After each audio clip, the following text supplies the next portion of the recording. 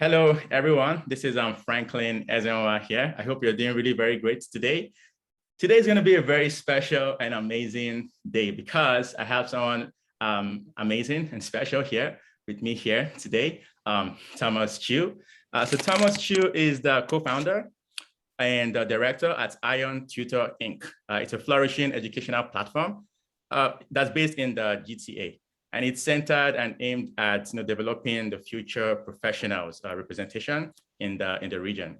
So before moving on to Iron Tutor Inc. So he worked at IBM Canada, where he served in multiple roles, multiple interesting and huge roles. Some of them including a program director and a senior manager, where he served for some time. So he also has a degree from Stanford University and the University of Toronto. And apart from that, Thomas has made a very huge impact and influence in the lives of many, both inside of the workplace and in the community at large. Thank you so much, Thomas, for joining. And it's a very big privilege having you here with me here today. No, the honors, thank you for having me. Yeah. Awesome. Yeah, thank you very much. Okay, let's get started, with the discussion for today. So we want to just talk about, immigrants into Canada, some of the things that, they can do to help them in that journey of landing their ideal position. And I know that, from you had, you started from somewhere. So we're going to start off with, the background, especially your immigration story. How was it, coming into a new place? And starting from there to where you now are. Can you just share with us some bits into your background story? Yeah. So Franklin, thank you for having me. I'm not gonna go into what happened in the last 30 years of my life. No, for now. But I'm gonna give you a pretty quick short summary about how I have been and things like that. And I was originally born in China. And and my family moved to Hong Kong when I was 4 years old.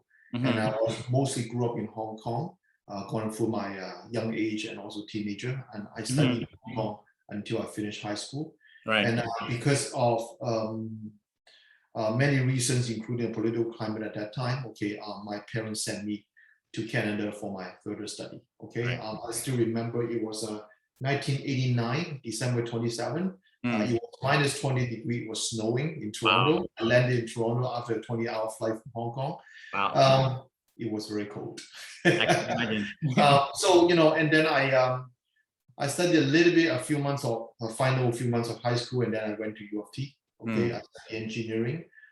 So that has been my background on my study. I was fortunate enough to go to US to get my master's degree, and I actually went back to Hong Kong to work for a few years. Nice. Back in the late 1990s. Okay?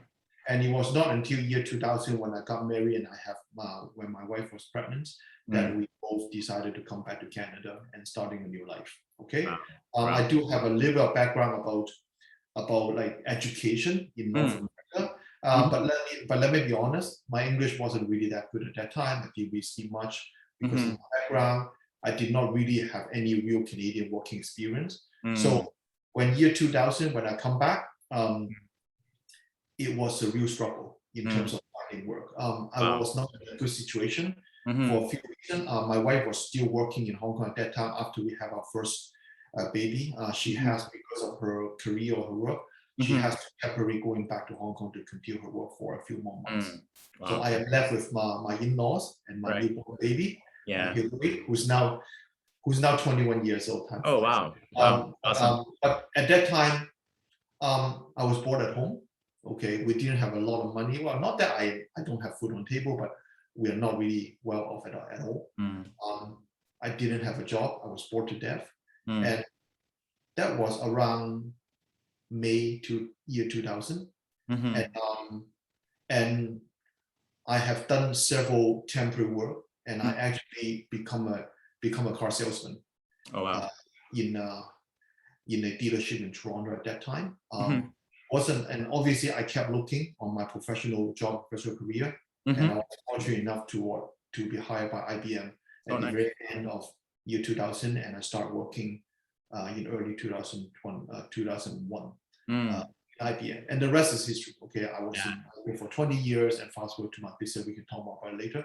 But that has been my experience of moving to a new country, or trying to find a new job. Learn a lot of interesting and hard lesson about what to do and what not to do in terms of trying to land a good job in IBM at that time. Right. Okay. Yeah, so that was kind of the overview about what has been. Okay. I do frankly want to spend a few more minutes talk about the job of being a salesman in between that, and how beneficial that has been. Oh yeah.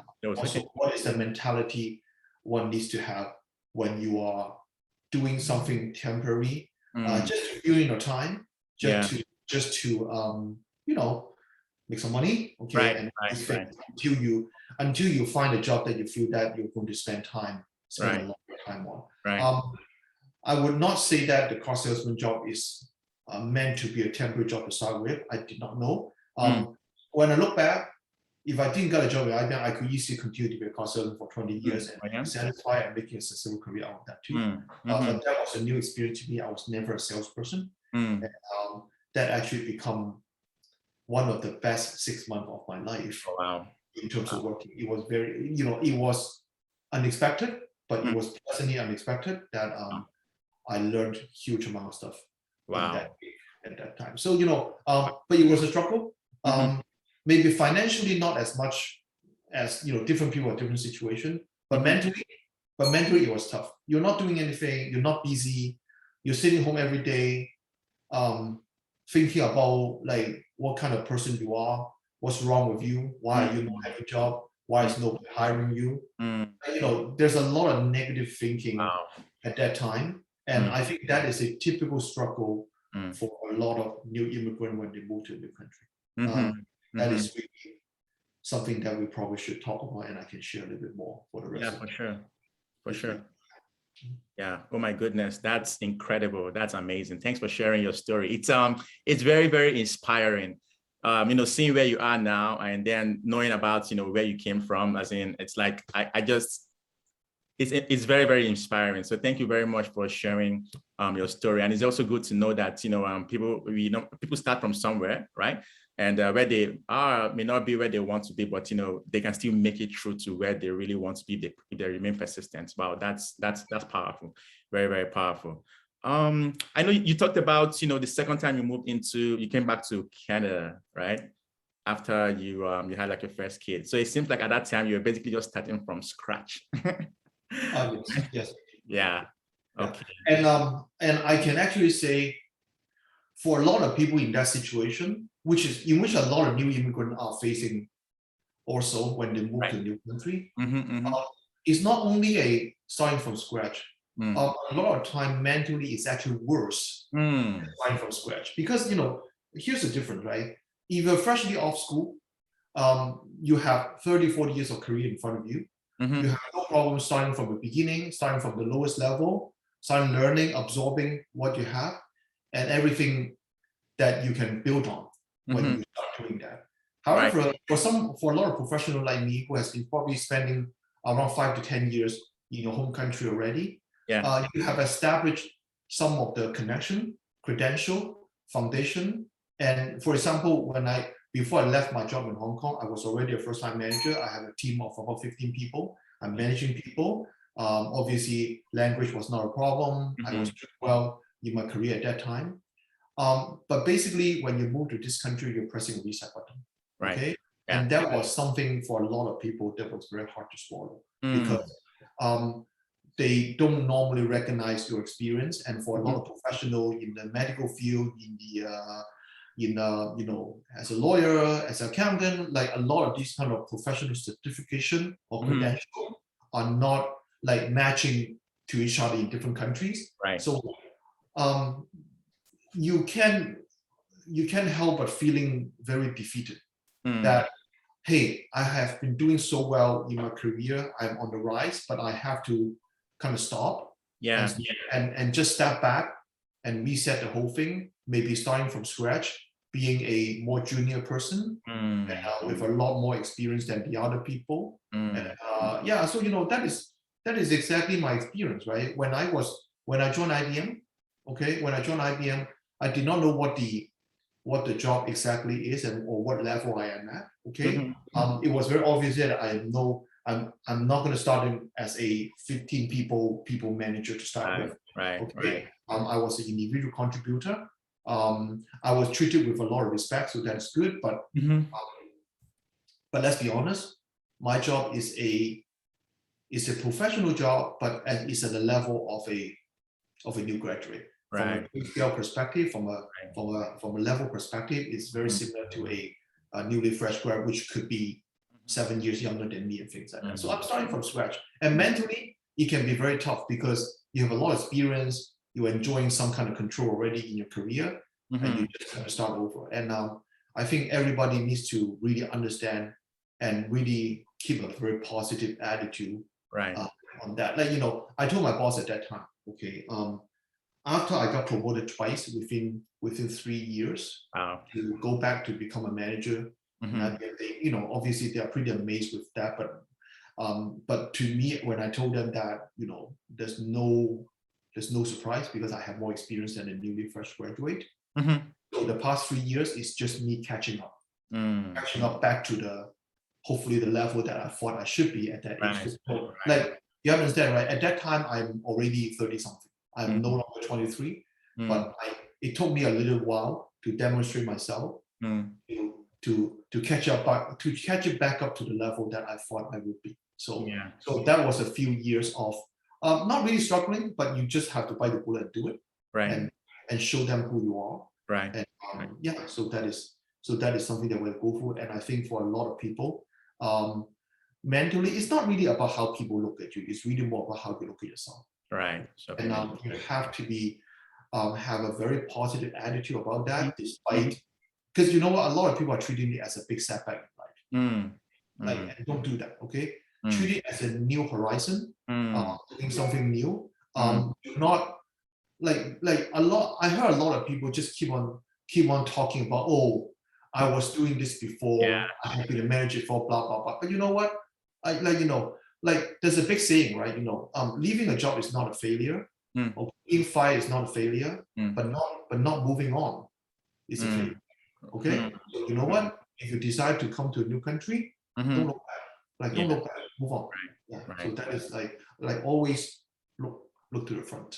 Wow. That is a mentality that I think everybody should have.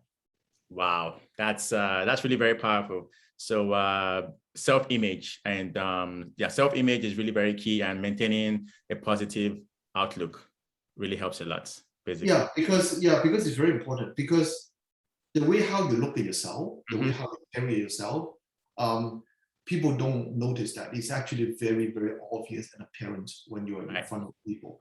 When you come across confident, confident and positive, people feel it. Okay, so it's not only about how you look at yourself; it's actually reflected very clearly to everybody. Exactly. Right. Wow, that's really very good. Very, very good. Amazing. So we'll just move on to the next question. I think you already gave some hints as to this next question, but we'll just touch on it. To how much detail do you want to go? So in terms of the obstacles you faced, I think you mentioned a bit of them. What would you say were the 3 top obstacles you faced in the course of trying to land your ideal position? Yeah, so there's a few things I learned about that. I don't know whether it's top 3, but let me just talk about a few of them first, okay? Okay, you can just pick your top 3. You can just pick any 3, rather, any 3. Yeah, okay, so number one, I think the biggest hurdle, for me personally, I do have some hurdle about the language. Language barrier, right? I don't really speak very good English, and even today, I still carry a pretty strong Asian accent when I speak English. But what I really learned is that,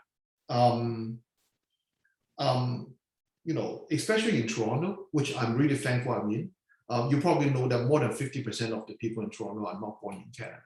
So we're really in a big hub of multicultural people. And I think people's inclusiveness and openness about people from different countries and therefore speak English a little bit differently with some accent is perfectly fine. Okay, it's not about whether you speak English good or not. Okay, Mm-hmm. it's Mm-hmm. about how you say it when you say it. Okay, you can be completely have a lot of accent in your English, but still come across really confident about yourself and be definite about that. So do not become hesitant when you speak English. Okay, when you talk to people, if you have something that you're passionate about and taking seriously, you say it.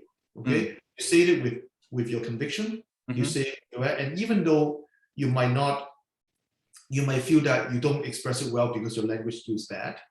Actually, I find that people are actually very tolerant and receptive, and eventually people will be more focused on what you say rather than how you say it. And I think that is really something that's very important. So it's all about yourself. Don't look down on yourself. Okay, Right. you should be always confident about that. Right. The second part that I really struggle with is really about finding a job and get past the so-called mechanical HR filtering of people looking for candidate. Everybody sent a lot of resumes. Everybody sent a lot of information to people. And, at that time, there's HR department who look at that. These days, people are using AI, using machine to just filter it out.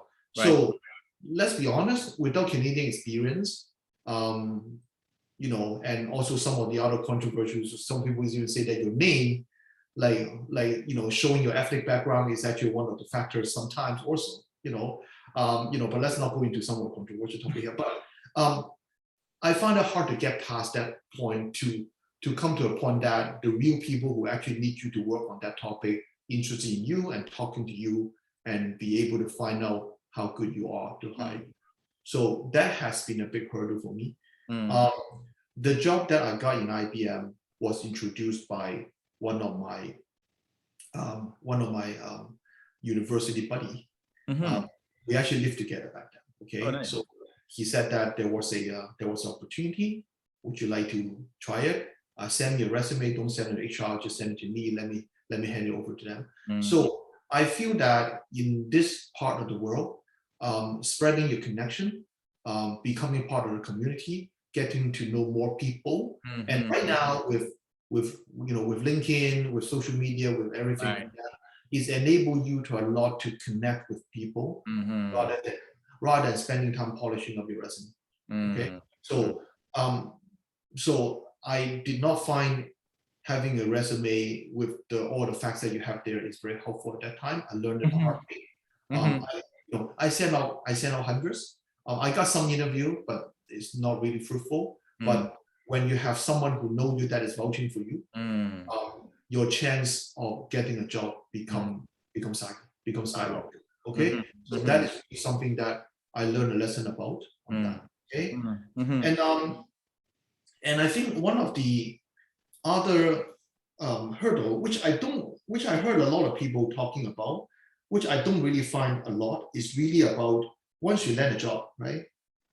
Whether there are any perceived notion about people surrounding you about who you are. Okay? Like whether you like it or not, okay? Stereotypes exist, okay? And I'm very thankful that IBM, the company I work for, does not really have that at all. The people surrounding me come from a lot of ethnic background. We really work together well. When we talk to each other, it's very respectful. Okay, there was not I have never experienced some any kind of discrimination or people just feel that I look like who I am and therefore I must be like that. Stereotype can be positive or negative. There's a stereotype saying that Asian is always good at math, always good at technology, things like which is actually not true. But you know what? These kind of things are really not helping anyone. Okay. But I think that a lot of people are having that. I don't really feel that. And I think the way to go get over this is to really start talking to people and social to people so that people starting very quickly to understand who you are as a person. Okay, who you are, like when people don't know you, right? So frankly, right? When I look at you, right? Okay, if I don't know you, I or anyone will have some perceived notion about who you are. Right, for sure. Based on your background, okay, and let me be honest, based on your look, based on your skin color, based on everything, they will have some perceived notion about that. Right. And the only way to really get past this really quickly is to communicate, is to really like be fearless and go in front of them and talk to them. And most of the people are good people in this world. And once you start talking for 5 minutes, they start understanding who you are. Right. And they will forget about what color you're from, Exactly. what color you're from, and things like that. And then we will start work together with no problem. So I think that is something that the individual himself or herself need to make an effort to do. And once the conversation started, people will forget about all these kind of stereotypes really quickly. That is how I experience. Yeah. So those are the 3 key things, like language, how we get through the resume stage, and also how we get through the stereotype. Those are the challenges that I fought through and I got through. It's not without struggle, but I think I figured it out eventually. So yeah, so that is what happened. Yeah. Wow. Yeah. I think eventually you made it and see where you are now, right? Well, no. I'm thankful. I got a few people that are really exactly helping me along the way. Getting a good mentor is important. Getting people to educate you how to navigate the system and the society is also important. So, you learn every day. You learn from people every day. Exactly. Wow, that's really very good. Very good. As we talked about, the obstacles, I think that you also gave a hint as to some of the things you did to overcome the obstacles. For example, when you mentioned about landing your ideal kind of position, right? So one thing you mentioned there was expanding your network and your connection, right? Getting to know more people. So I think that was probably one of the things you did to help you, overcome or manage that obstacle, the obstacle of, landing your ideal position. And then for the third one you mentioned about the stereotype that exists, you mentioned that you basically just had to communicate more, because when you open your mouth to speak, people know the kind of person you are. Basically, that's, in a nutshell. How about for the language barrier? What would you say were some of the things you did to, help you with, managing that aspect? Well, so, a lot of people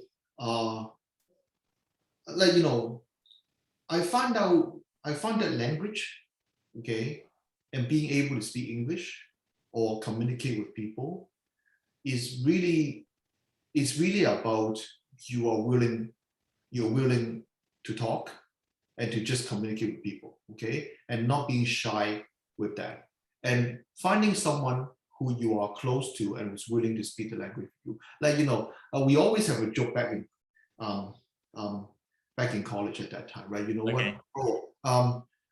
If you want to learn Japanese, go get a Japanese girlfriend. And before you know it, you can speak Japanese. And that is, obviously this is a joke for high school and college students. But what is really reflecting is that it's not about whether you know and how you know. Okay, like to me, language is not really something that you study. Okay? Language is something that you do every day. Right. Okay? And if you're allowing yourself to do it every day, then you will eventually be good at that. Our brain are going to be adapting to the language and to the thinking about that, and eventually you'll be good at that. Like for example, right? If you're a Chinese person, but when you come to this country, but you're still letting yourself to live in Chinatown for every day, 24/7 for 20 years, you will not learn English, right? You are simply needing to allow yourself and open yourself up to talk about these. And the first few times people might laugh at you, people might not understand. That's perfectly fine, right? Allowing yourself to be vulnerable is actually one of the important things that people needs to be able to do. Okay, you're gonna stumble a few times, which is fine. Okay, eventually you're gonna be good at that. Okay, it's really just practice every day. It's really about your willingness. It's more about your willingness to talk in front of people and to people. Right. More than whether you study language. I don't think learning language is by buying a book and just read Right. the book, you know, in Right. that, okay? Right. It's about connecting with people, and then you're gonna benefit from the connection itself, which is also important. And that is how I learned. You know, when I joined the company, when I become a car salesman, I'm being forced to talk every day. Okay, For sure, so for I sure. got no choice. Okay, Yeah. Yeah. and eventually one day when I wake up, I become better at it. So so practice and be open, like, you know, like this door or the gate, based on who you are, what you've been doing, things like that. Everybody is owing to themselves to open up that gate. Yeah. Once you allow yourself to open up that gate, then you open up yourself to all kinds of possibilities. And if you just keep the door closed, then nothing's gonna happen. Right. Wow, that's very, very, very key, you know. So basically being more open. And for, you know, the language example you gave, it's more about, because, you know, we're influenced by our environment and surrounding more than, you know, almost anything, right? So so I think that was also really very beneficial, surrounding yourself with people who spoke the language, right? And somehow you just found yourself, like, you know, absorbing and learning from them. Okay, that's really very good. Oh, and so for the other two points you made about, you know, the stereotype and the difficulty with landing a position, did you have anything extra to add in terms of, you know, what you did to help you navigate those two? You know, I think what I just said is all important. Right. And I think if you boil down to one simple mindset, is that you know, when you think about your race, when you think about your ethnic background, when you talk to people, when you think about those things, you implicitly trying to represent the whole background and the group through yourself. Right. Okay. Right. And I think, you know what, like, you know, let's not have that burden. Okay?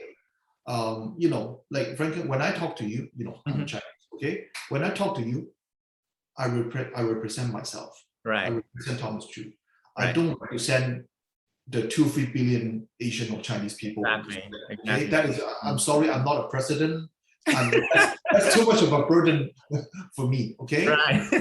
So, you know, don't think about it that way. Think about it in a free world, which is Stanford that we're living in. Start with representing yourself. Okay. Once you're representing yourself and recognize that everybody is different, okay, then you will come across as yourself, as an individual. And this individual may have some trait that most of the people in my race have, but we'll also have a large amount of traits that are very specific to who I am.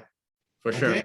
And everybody's different. And you are different, I'm different. Okay. And that's all. And once you have the mindset about you representing yourself, you are putting yourself at ease. Okay, because you don't feel the responsibility of you're just representing yourself. And once you start representing yourself, you become more confident, and you're coming across more special to people. And I think that is how you get around. Like, you know, maybe there are still some people surrounding you think about you like the way that they wanted to do. You know, these things are bound to happen. First thing, the only thing you can control is yourself. Right. Okay? So, you know, so let yourself not have that mindset. Right. Yeah. So, you know, and this will be contagious. When you don't think about it that way, then people won't think about it that way when they talk. Wow. That's really very interesting. I never saw it that way. So it's almost like, you know, reverse engineering. So instead of thinking about you being, you're not necessarily like, you know, taking yourself away from, you know, like your background or where you come from, but basically focusing on just you, thinking about you, you know, as the individual entity, as opposed to being like a part of the whole, right? Because that's the only thing you can control. You can only control you. Yeah, exactly. And that's exactly my point. Well, not that you not represent a larger group of people, but you know what? Let's take care of yourself first. Okay. Exactly. Let's represent yourself first. Wow. Oh my God, that's incredible, because it takes a lot of pressure off of, you know, the individual. Oh wow. That's incredible. That's amazing. That's amazing. So how about based off everything that has been shared now, you shared about the struggles or the obstacles rather, and some of the challenges you went through and some of the things you did to help you get past those obstacles. So looking back, right, if you were to press the reset button again, and it was pushed maybe once or twice, right? So if you were to press that reset button again, and looking back, what you know now, and you have to start all over again from that point when you came to Canada, like with your family. Mm-hmm. What would you say are some of the things you think you would do differently to either expedite the process of landing your ideal position or getting like the exact thing you really want? Were they like, or would you say like three things? Let's just pick three. Yeah, so let me start by doing this, right? There are two important points I want to make. Okay? And one of them is tying back to my short stint as a car salesman at that times, and I want to talk a little bit. Okay. So I think there are one thing that I definitely wanted to do again, and one thing that I want to do differently or better, which I'm going to say now. I want to emphasize and share with everybody in the audience that I find that 6 months, or I think it's only 4 months, of me being a car salesman, okay, is unexpectedly but turned out to be one of the best and most important experience of my life. Okay. In my professional life, when I mentor people, I recommend everybody saying that, you know what, no matter what you're doing, front office, back office, designer, engineer, whatever, you should at least try being a sales once in your career. Here's what I learned about being a sales. Okay. First of all, I learned about people. Okay. Sales is a crash course. Sales is a place, especially in car sales floor, you are dealing with around 8 to 10 groups of strangers every day. Everybody's different. They will have different demand. They are all your customers. And talking about being customer focused in any kind of job, right? Being a salesman is a direct feedback loop. It's the shortest feedback loop you can have with your customer, and learning how to deal with different kind of customers on the fly. Huge amount of human experience that you're going to get within a very short period of time. Okay. Right. And number two, dealing with the pressure of sales, meeting quota and things like that, is actually very exciting. People want to avoid that, but actually I really enjoy that. There are good day and bad day, but I find myself always able to put my shoes back to my customers because I have been in sales before. Okay. You can be a product manager, you can be an engineer, but you understand those jobs are a little bit detached or a little bit far away from the customer. Like a salesperson is the direct interface with your customer. You listen to what they like, you listen to what they don't like. And all these things are coming to your mind. And when you become a product manager or a designer or engineer, you naturally ask that question because you have been in sales before. And then you're going to design better product. You're going to have better empathy about how your customer really want your product to be. So this is one thing I wish I would do a little bit more. Okay. But being a salesperson, being a direct salesperson, interfacing with customer and meeting quota, is an experience that nobody should avoid. It's an experience that everybody should embrace and have some time in their career and on their resume, because that change your mentality. Right. And in terms of what I would love to be able to do more about that, I feel that I have not done enough with expanding my opportunity through my network. Okay. I am traditionally a shy person. Okay. I am not really good at socialing. You don't seem shy to me though. Well, that's all. That's because I know you. I am like a lot of people, especially in my culture, that it took a little bit longer time to warm up to people. And I don't go to party just like that. I don't just grab a drink and walk up to people and say hi. I'm not good at those kind of things. And when I think about all the people that you that one will interface, starting from a person in a shop. Right. If you go to bakery, that person who sell you the bread, whoever. And and if every single one is an opportunity for you to connect, and if every single one may be opportunity to find you at the next job, especially when you just moved to this country and looking for a job. Imagine you are connected, know their name, have some chit chat, know their background. Imagine how much it opened up the opportunity for that, because you know what? You never know what your biggest opportunity in your life is coming from. Right. Okay. If you know 300 people versus only 3 people, you have 100 times more opportunity to hit the jackpot. Right. Okay. So it's almost like placing a bet in your, when you gamble. The more bet you invest in, the bigger chance you're going to win big. Okay. And at the end, you only need one job, right? And if and that job might come from your professional connection. Okay. But you know what? That job might also come from the owner of your laundry shop at your neighborhood. Yeah. You never know. You can talk to her saying that, hey, I'm looking for a job, and he or she can say that, oh, you know what? My son actually worked for IBM. They're looking for people. Why don't I get connected with you? So you never know. You never know where your jackpot is. Right. Okay. And a lot of time the jackpot is hidden in the most unexpected place. Okay. And what I think I did not do enough is to expand my network. Okay. And you know what? And it's perfectly fine if the other 299 people reject you or didn't do anything. It's perfectly good. Okay. Right. You only need one job, and that job might be hidden somewhere in the convenience store, in the laundry shop, in the bakery, versus the professional connection you have in the community. So you just never know. And at the end of the day, if you're more open-minded, if you just and it doesn't take a lot. Okay, instead of just grabbing the bun and go, say hi, what's your name, how are you doing today? Okay, go a couple of times, get to know them. Okay, knowing their background, they know your background. Eventually good thing will happen. It can be your neighbor. Right. You just don't know who people's background is, and maybe one of them is going to be able to help you. So I wish I would be able to expand more. I wish I would be able to do more than that. I was pretty shy.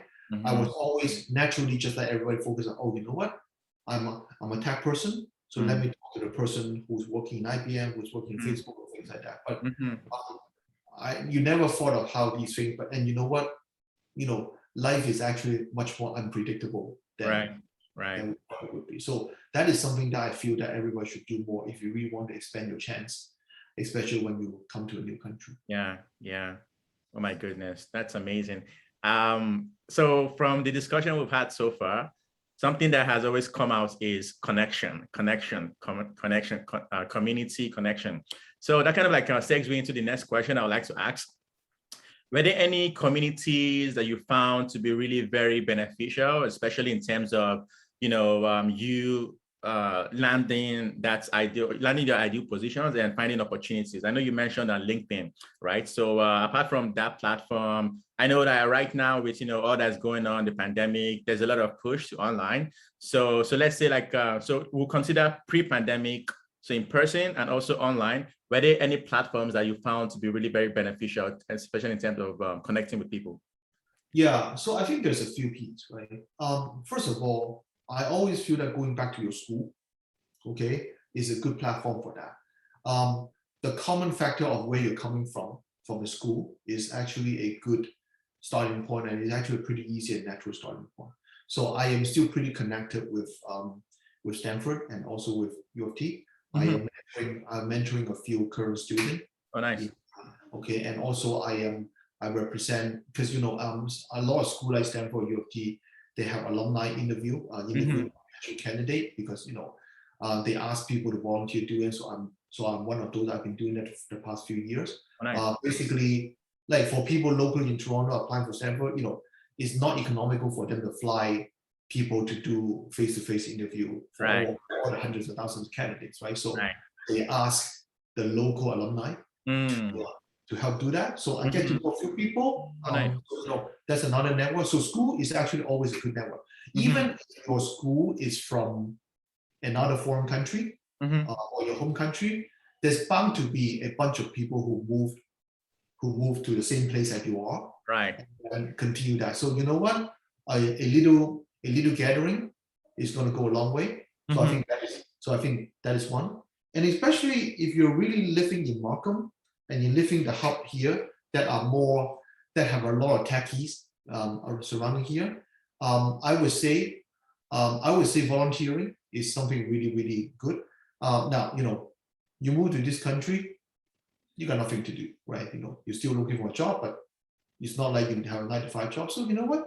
Try some volunteering. See if you join some community, doing some volunteer work, and helping people is always a good way to give back.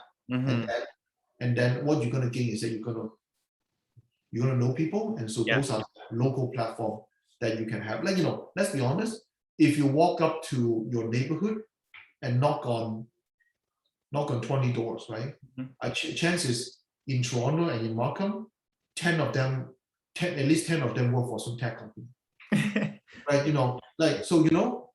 And imagine you are friends of all these 20 people. You have a very good chance of finding a job eventually and things like that, right? So so these are the things that people should expand their opportunity on. So I think school, local community are always really good platform because they are more personal. Yeah. You share a common background, and right. I think the easy entry point. Oh wow, that's awesome. So staying in touch always helps with your roots. Yeah. All right, that's really very good.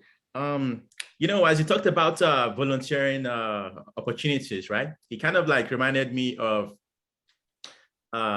something really very important, right? So we touched on a bit about Canadian experience and not having Canadian experience and how it can kind of like limit individuals, right? Actually, just for you to know, before as part of this project that I'm working on, I did a survey on a number of new immigrants, and honestly, about 95% of them mentioned this issue about lack of Canadian experience. It was one of the huge, the top challenges that they had.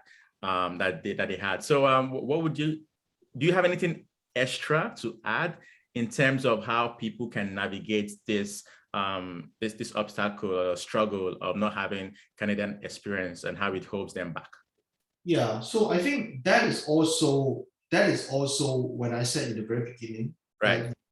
Need to get through or get past or find a way to get around the so-called filtering process. Right. Okay. Okay, so I am new here, so I did not have Canadian experience. Yeah, I don't. And it's not like tomorrow morning when I wake up, I will suddenly have 20 years of Canadian experience. Right? When you talk to people about that, the answer about Canadian experience for me is two important points. Okay. One, first of all, the world is pretty international now. Okay. I do not want to say Canadian experience is not important, but I have a worldview. Okay, countries and cultures are more connected than ever. So I feel that my experience, despite I don't have Canadian experience, but my experience in any other country or culture does not mean zero. Right. I will bring in new energy. I will bring in new stuff. And let me be honest, in the tech company, in the tech industry, I don't have to be a Canadian to learn Python. Okay, I know I'm probably very good at Python when I was in my home country, whatever. Python is Python. There's no Canadian Python or Asian Python, right? So that is number one. And number two is really more focused on what you can provide value, to the company. Okay, and this kind of value doesn't essentially need to be particular knowledge or technical knowledge. Okay, it can be attitude, it can be how you look at the world, it can be how people, organization, how you embrace challenge and things like that, right? Depends on what job you're looking for. Okay, there might be necessary skills that you have, and you know what, necessary skill that you have, then you know what, you go get it. Okay. for the most part, I don't know about everybody, but me as an employer, okay, I look at attitude. I look at like, my number one question when I try to hire someone is the question of, so how is it going to be like if I work with this person every day? Would I be happy? Will we be happy? Will I be working well with them? We will be working as a team to solve the problem that we have here. Okay. And those are the questions I ask myself. And those are the questions that a lot of employer, when in a face-to-face situation, is going to decide whether they hire this person or not. Okay. There's a certain amount of chemistry and comfortableness there. Okay. And if they're really feeling good about you, I think they will look past a couple of things that you don't have that they believe you can learn. Those are kind of the outcome that you're looking for. Okay, so that is how I look at it. Okay, and I feel that like when I look at the whole thing, right? It is going to be very true for everybody that the process is going to be hard, and every day there will be cases and incidents that are very, very discouraging. Because like you have to understand, right? Like when you land a job, you probably would have been rejected 300 times already. Okay, but remember, first of all, a decision of them not hiring you, okay, does not mean you suddenly become a worse person than yesterday. Okay, right. You should have the mindset about this company probably missing out about how good I am. Wow. That is the like I always tell people that job interview is not you asking for a job. It's not you applying for a position. Job interview is matchmaking. Wow. Okay. Right. They have to be mutual understanding and passion and love to each other. 100%. 100%. So do not go into a job interview thinking that I'm begging this person. Right. Okay, they are looking out. I'm looking for someone that I can work with. Let's see if we can work together. 100%. 100%. Wow. Yeah. Oh, I think you nailed that one. You nailed it there. Yeah, that's really very true. Very, very true. Wow, that's awesome. So we're just going to be wrapping up, but before we end this interview, just trying to find out if there are any more valuable insights or tips or remarks that you feel perhaps we didn't really touch on that you want to leave the listeners with. Yeah, I think one final comment I can tell everybody who's moving to a new country at whatever age, right, is that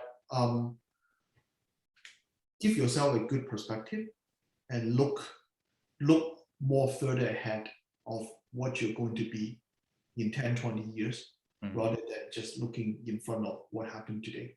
Because if you really just focus on what happened today, for example, they decline offering me a job or things like that, it can be very discouraging. Okay. But once you realize that 20 years from now, when you look back, the most important thing is taking care of, for example, your kids, right?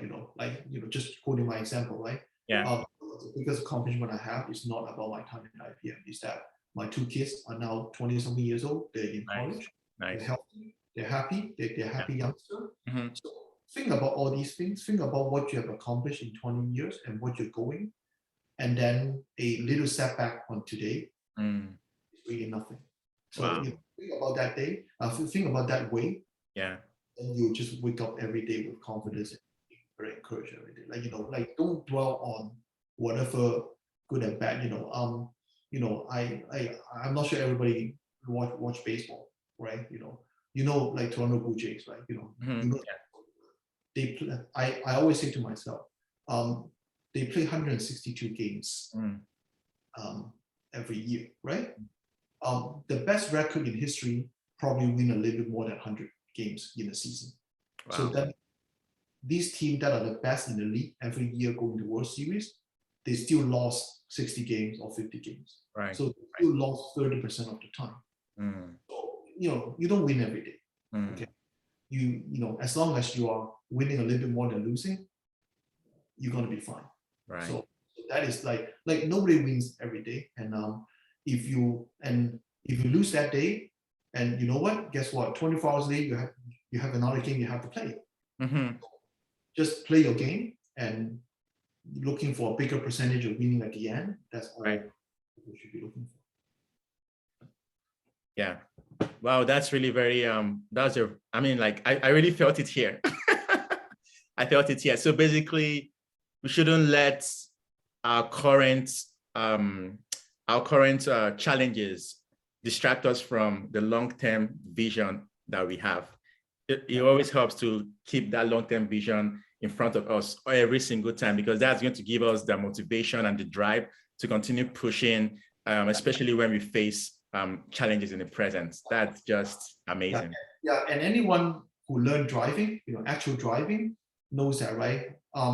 If you look far ahead, then your car will naturally go straight. If you just keep in front of you, you're going to see left, see right, and your car is going to be shaky. But if you further, all the way to your destination, for whatever reason, your car is just going to go straight. That's kind of the analogy I have always in my mind.